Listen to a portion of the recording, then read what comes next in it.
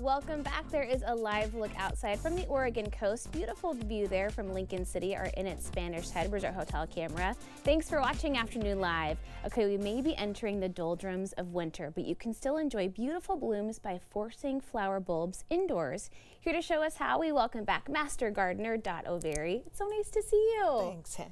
You've brought such beautiful things to share with us today. I brought a variety so that I can show you many different ways of forcing bulbs, and that way you could theoretically have flowers blooming from November through April. I love that. So there's lots of different types of bulbs that will respond to this process. Is forcing, is it just making them bloom outside their typical season? That's exactly what it is. Okay. Yes. So the definition is to make a bulb bloom at a time other than its usual time. And the way that we do that, not all bulbs require, but for the most part, tulips, daffodils, hyacinths, which are some very common ones for forcing, require a period of cold. So if we were to plant bulbs in the ground, usually in October, that gives them 3 to 4 months of cold before they start to come up in the spring. So we try to mimic that when we force.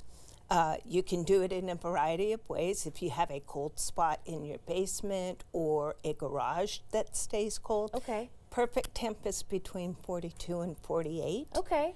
So it doesn't have to be super cold. And it doesn't have to be quite as long as a typical winter season, right? We're going to trick these guys into blooming a little bit quicker. We're kind of speeding it up a little bit. So, but still, like with these are the tulips, and we'll plant those in a minute.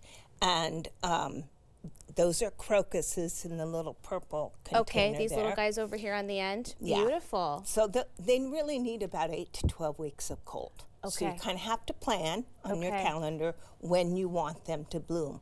Once they come out of that cold, ideally you want about this much growth. And then it will take another 4 to 6 weeks for it to actually bloom. Still a little bit of a time investment, but we're going to get it done. Can you walk me through, we have some soil here, how you might be able to do this at home? So 2 ways you can force. One is in water, and that's what I'm doing in this glass container. These are just little pebbles, and you put the water, if you're going to do it in a glass container, just up to the base of the bulb. You don't want that bulb to sit in the water or it will rot.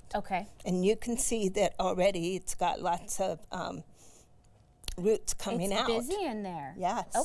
So, and that's exactly the way it'll stay until it starts to bloom. Beautiful. So that's the water method. What about soil? So soil, I brought along a few tulips here for you to plant. And here's your little spoon. Alrighty. So with the tulip bulbs, you want just the nose tipping up out of the so this is the nose. Do I make a little? Make a hole in there. I pre-moisten the water for you. Alrighty. You said just the nose kind of sticking out a little ways, so not too. That's good. Yes. You see my little loop. Hello. And then what we'll do, now this one I had kind of been keeping it chilled before I came today. So if you want to take it home, you put it back in a cool spot for about another probably 8 weeks. Because it was already chilled for... What if I forget about it? It's going to bloom anyway. Eventually, right? It'll get warm enough? And then I brought these, so if you're gifting it, it's always nice to dress it up a little. That's and the easiest way to do that is with the colored stones. Now, how much water does this guy need while it's being chilled? So in the chill period, you're going to water it sparingly and only when the soil is dry. So the ones that I have chilling right now, I only water them maybe twice a month. And not much. I can commit to that. Yeah. I can keep that up. What about things like paper whites or amaryllis? Do those just bloom naturally this time of year? What we have here, these are the paper whites.